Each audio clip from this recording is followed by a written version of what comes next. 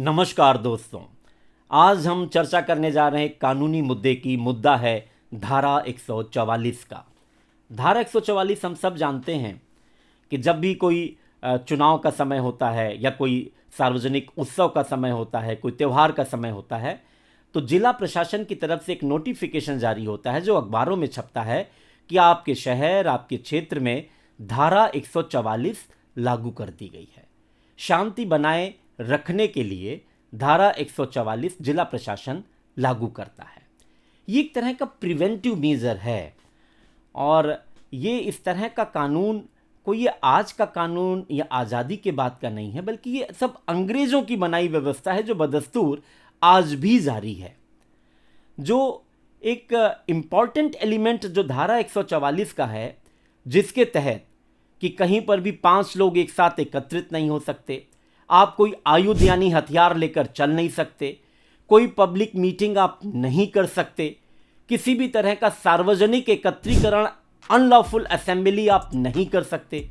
कोई कह के तो अनलॉफुल असेंबली करता नहीं है, पर प्रशासन का मोटो ये होता है कि तमाम तरह के लिमिटेशंस लगा करके भीड़ को कैसे नियंत्रित वो पहले से करने की व्यवस्था कर ले कि कहीं उस नियंत्रण के अभाव में कोई घटना कारित ना हो जाए। तो ये एक अर्जेंसी में लिया जाने वाला एक प्रिवेंटिव मेजर है और ये बेसिकली 1818 के समय से इस्तेमाल अंग्रेज प्रशासन इसका देश में इसका इस्तेमाल किया करता था। और फिर बाद में जब आईपीसी बनी, सीआरपीसी बनी 1860 के बाद, तब उसका इस कानून के रूप में इस्तेमाल होने लगा। 1888 में पहला इस तरह का प्रयोग सुनने और पढ़ने में आता है कि जब लोगों को शांति भंग की आशंका में पहले से प्रिवेंटिव मेजर्स के तहत इस देश में गिरफ्तारियां शुरू हो गई थी और तमाम तरह के प्रतिबंध क्षेत्रों में अंग्रेज प्रशासन के द्वारा लगाए जाने लगे थे। कमोबेश वही प्रक्रिया, हालांकि 1973 में सीआरपीसी में आमूलचूल परिवर्तन हुआ दंड प्रक्रिया संहिता में, पर कमोबेश वही कानून बने रहे। उन कानूनों को लागू करने की प्रक्रिया जो कि सीआरपीसी में है वही बनी रही जो अंग्रेजों के समय में थी। और ये धारा 107, 116, 151 जिसके तहत एक प्रिवेंटिव मेजर के तहत लोगों की गिरफ्तारियां कर ली जाती हैं कि आप कोई कॉग्निजेबल ऑफेंस ना करें या आप कोई ऐसा ऑफेंस ना करें जिससे समाज में किसी तरह की शांति भंग होने की आशंका हो। और धारा 144 यानी ऐसी व्यवस्थाएं कर दी जाएं, एक लिमिटेड रूप में आपकी कुछ स्वतंत्रताओं पर ऐसा प्रतिबंध कानूनी रूप से लगा दिया जाए कि आपका सामूहिक एकत्रीकरण एक जगह ना हो सके, आप किसी भी तरह कोई जुलूस ना निकाल सके, कोई रैली ना कर सके। तो ये तो था कि शांति बनाए रखने के लिए सरकारों के प्रयास। पर क्या आजादी के बाद धारा 144 भारत जैसे लोकतांत्रिक देश में कहीं इसका दुरुपयोग तो नहीं हो रहा है? कहीं जिला प्रशासन या एग्जीक्यूटिव मजिस्ट्रेट को जो एक्स्ट्रा ऑर्डिनरी डिस्क्रिशनरी विशेषाधिकार की पावर जो इस सेक्शन के तहत मिली है, उन्होंने अंग्रेजों के समय जो अपना एक हैंगओवर है, कॉलोनियल हैंगओवर बनाए रखने के लिए कि हम अंग्रेजों के ज़माने के कलेक्टर हैं, वो बनाए रखने के लिए जो चीज़ आपको अर्जेंसी में रेयरेस्ट ऑफ रेयर इस्तेमाल करनी थी, वो आपने रूटीन प्रोसेस में इस्तेमाल करनी इस देश में शुरू कर दी है। यानी जब कोई सार्वजनिक उत्सव होगा, कोई इलेक्शन होगा, कोई आपका त्योहार आएगा, तो आप धारा 144 लगा देंगे। आपके जो कानून हैं, क्या उनके तहत आप शांति व्यवस्था नहीं बना के रख सकते? आपको यह प्रिवेंटिव मेजर का इस्तेमाल क्यों करना पड़ता है? ये सिविल सर्विसेज पर बहुत बड़ा क्वेश्चन मार्क है और इसको एडमिनिस्ट्रेटिव रिफॉर्म्स कमेटी को देखना चाहिए। मोदी सरकार ने तमाम तरह के कानून रिपील किए हैं, पर धारा 144 और इस तरह के प्रिवेंटिव मेजर्स पर कोई बात नहीं हुई है, होनी चाहिए। खैर, हम इस मुद्दे पर आते हैं कि जनता को इसकी कितनी क्या जानकारी होनी चाहिए। जनता को तमाम मुद्दों की जानकारी नहीं होती। जो कानून थोड़ा पढ़ें या जो इसकी गिरफ्त में आते हैं वो तो जानते हैं कि धारा 144 क्या है, 107, 116 क्या है, 151 क्या है, पर जो लेमैन है वो नहीं जानते। उन तक पहुंचना और प्रैक्टिकल बात करने के लिए ही हम यहां पर आए हैं।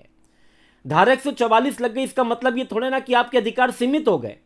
कोई पुलिस वाला आपको रोक ले कि भैया यहां पर आप 4 लोग क्यों खड़े, चाय क्यों पी रहे हैं, ये क्यों कर रहे हैं, नहीं कर सकता। पर इस्तेमाल ऐसा होता है देश में। तमाम लोगों में एक तरह का डर की व्यवस्था आ जाती कि भाई हमारे शहर में तो यह धारा 144 लगी है। तमाम स्टूडेंट्स को कोई प्रोटेस्ट करना है, बात कहनी है, वो सोचते हैं कि धारा 144 लगी है। अगर वो प्रोटेस्ट करते भी हैं तो पुलिस वाले उठा के किसी एक उसके नेता को टाइट कर देते, तो मैं मालूम नहीं धारा 144 लगी है। क्या पुलिस इस तरह के आपके अधिकारों को रोक सकती है? नहीं रोक सकती है। ऑनरेबल अपेक्स कोर्ट का लेटेस्ट डिसीजन है कि विधि सम्मत तरीके से, शांतिपूर्ण तरीके से, संवैधानिक तरीके से किसी भी तरह का एकत्रीकरण, किसी भी तरह की अपनी बात कहने की प्रक्रिया, किसी भी तरह की असेंबली, किसी भी तरह की रैली को आप नहीं रोक सकते हैं। अगर शांति भंग की आशंका है तो हम रिटर्न परमिशन ले सकते हैं। प्रशासन हमें परमिशन देने को बाध्य है। केवल यह कह के प्रशासन हमारी किसी भी कार्यक्रम में आयोजन को नहीं मना कर सकता कि धारा 144 शहर में लगी है, इसीलिए आपको फला कार्यक्रम की परमिशन नहीं दी जा सकती है। आप हमें प्रोवाइडेड परमिशन दीजिए, लिख के दीजिए कि फला फला चीजों का पालन करें। तो आम जनता से हमारा कहना है कि धारा 144 लगने के बाद भी आपके सारे मौलिक अधिकार आपका ना कोई प्रतिबंधित होता है। और अगर कोई जिला प्रशासन का कोई व्यक्ति या पुलिस का कोई व्यक्ति अगर आपको इस तरह से ट्रेलर में लेता है तो आप सीधे उच्चाधिकारियों से इसकी शिकायत करें। ऑनरेबल अपेक्स कोर्ट ने कहा है कि धारा 144 लगने का मतलब क्षेत्र में किसी भी तरह के लोकतांत्रिक अधिकारों का हनन नहीं होना चाहिए। हाँ, धारा 144 की कॉन्स्टिट्यूशनल वैलिडिटी को अपहेल्ड किया गया ऑनरेबल सुप्रीम कोर्ट के तमाम केसेज में, यह कहीं से असंवैधानिक नहीं होती है। पर जिला प्रशासन धारा 144 का दुरुपयोग ना करे, इसके लिए तमाम तरह की गाइडलाइन प्रिवेंटिव मेजर्स में ऑनरेबल अपेक्स कोर्ट ने जारी की हैं। आपकी किसी भी चीज पर कोई प्रतिबंध नहीं लगता है। बस यह है कि आप कोई अनलॉफुल असेंबली ना करें, आप कोई हथियार लेके ना चलें, अगर कोई क्षेत्र में महामारी फैली है तो उसको आप बढ़ाने का प्रयास ना करें। इसके कुछ अच्छे भी कॉज है धारा 144 के। जब कोरोना महामारी देश में फैली तो लॉकडाउन लगा, तो आप देखिए धारा 144 तमाम क्षेत्रों में लगा दी गई थी, सख्ती की गई थी, और कि लोग वो इन्फेक्शन को एक आदमी से दूसरे आदमी तक ना फैल सके। क्षेत्रों में, मोहल्लों में बैरिकेडिंग कर दी गई थी। जहां लोग नहीं माने वहां कर्फ्यू की पोजीशन कर दी गई थी। धारा 144 कर्फ्यू में यह अंतर होता है कि धारा 144 में आपके लिए सब चीजें खुली हैं। जहां पर कुछ अनलॉफुल नजर आएगा, प्रशासन आपको प्रिवेंटिव मेजर्स के तहत पहले वहां पर कोई 107-16 की नोटिस भी आपको भेज सकता है या कोई अनाउंसमेंट करा सकता है। कर्फ्यू में आपका प्रोहिबिटेड हो जाता है। सिर्फ इमरजेंसी सर्विसेज में भी कौन, बैंक भी परमिशन से, और यह हॉस्पिटल्स खुले रहते हैं, वरना वो पूरा एरिया प्रोहिबिटेड कर दिया जाता है। कोरोना में, लॉकडाउन के समय में कुछ एरिया में कर्फ्यू भी लगाया गया था, महामारी एक्ट भी लगा था। लेकिन कोई भी कानून लग जाए, आपके फंडामेंटल राइट को इन्फ्रिंज, यानी उसको कोई रोक नहीं कर सकता, उसको कोई खत्म नहीं कर सकता। तो धारा 144 का मतलब है कहीं लूट की स्थिति हो, डकैती की स्थिति हो, कहीं शांति भंग की आशंका हो, इन तमाम चीजों के मद्देनजर जिला प्रशासन लोगों के एक जगह एकत्रीकरण होने को, लोगों के जुलूस निकालने को, लोगों की कोई रैली करने को, उसको प्रतिबंधित कर सकता है या उसका रेगुलेशन कर सकता है।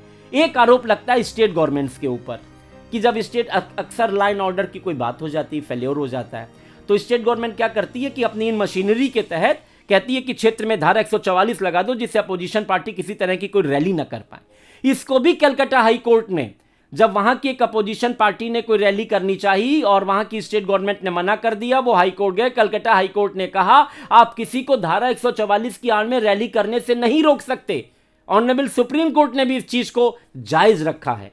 तो हमारा आज के दिन में, चूंकि हमने अभी अखबारों में पढ़ा कि देश के तमाम क्षेत्रों में धारा 144 त्योहारों को देखते हुए लगा दी गई है, उत्तर प्रदेश के तमाम जिलों में लगा दी गई है, तो धारा 144 से किसी को घबराने की जरूरत नहीं है। हाँ, उसके कुछ नियम होते हैं, उनको आप फॉलो करें, कानून को फॉलो करें। पर कोई भी कानून, अगर कोई बहुत एक्स्ट्राऑर्डिनरी पोजीशन नहीं है, कोई ऐसी विध्वंस की स्थिति नहीं है, तो आपके मौलिक अधिकारों को कोई भी कानून नहीं रोकता है। फंडामेंटल राइट का इन्फ्रिंजमेंट किसी भी तरीके से इन धाराओं में नहीं होता है। रही बात धारा 107-16 में, जो 107-16 और 151 पुलिस को पावर दी गई है इस शांति भंग की आशंका में आप किसी को गिरफ्तार करें और एग्जीक्यूटिव मजिस्ट्रेट के यहां बॉन्ड भरने के लिए आप उसको भेजें, वो बेल ले वहां पर।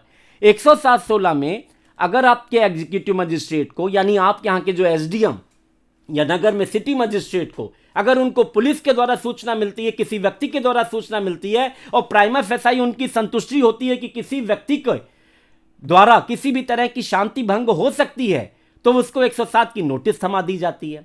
वो आके क्या करता है कि एग्जीक्यूटिव मजिस्ट्रेट के यहाँ बांड श्योरिटीज भरता है, प्रतिभूति दाखिल करता है कि वो सदाचार बनाए रखेगा।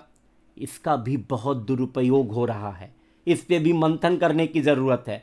इलेक्शन होता है या कभी दो पक्षों में झगड़ा होता है, पुलिस अपना सरदर्द निपटाने के लिए 151 में चालान भेज देती है। 107-16 की नोटिस, कभी भी मोहल्ले में कुछ दो लोगों में विवाद हुआ, 107-16 उनको करा दिया गया। ये क्या है? ये खिलौना बना दिया है। कानून का दुरुपयोग नहीं होना चाहिए, इसका इस्तेमाल होना चाहिए। और आप लोग जान ले, 107-16 गया, बहुत हड़बड़ाने की जरूरत नहीं है। आप करते क्या, 107-16 आ गया, तुरंत में आप परेशान हो जाते हैं, वकीलों को हजारों रुपया आप दे आते हैं। आप 107-16 हुआ है, अगर जेन्युइन तरीके से नहीं हुआ, आपको लगता है कि कोई गलत तरीके से आपके पास ये नोटिस आई है, ऐसी कोई विवाद की आशंका नहीं है, या आप कोई कारण नहीं बनने जा रहे हैं कि शांति भंग के लिए, तो आप उसका रिवीजन फाइल कर सकते हैं, उसी मजिस्ट्रेट के यहां फाइल कर सकते हैं।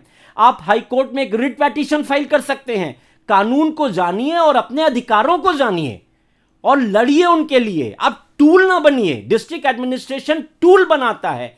ऐसे समय में ऐसे कानूनों को जो कि आपके जीवन से जुड़े हैं, उसमें आपके क्या अधिकार हैं, आप क्या कर सकते हैं, इन मुद्दों पर हमने कोशिश की है कुछ इसको सरल भाषा में आप तक पहुंचाने की। धारा 144 और 107-16 और 151 जैसे आम मुद्दों को आप तक पहुंचाने की। अगर आपको अच्छा लगा हो हमारा ये वीडियो और कानून के ऐसे ही तमाम मुद्दे जो आपके जीवन से जुड़े हैं, उनको सरल भाषा में आप तक पहुंचाएं, क्या उसका प्रैक्टिकल एस्पेक्ट है, उसकी भी जानकारी आपको दें। अगर आप चाहते हैं तो आप हमारे इस वीडियो को लाइक करिए, सब्सक्राइब करिए हमारे चैनल को और अपना कमेंट हमें जरूर भेजिए। नमस्कार।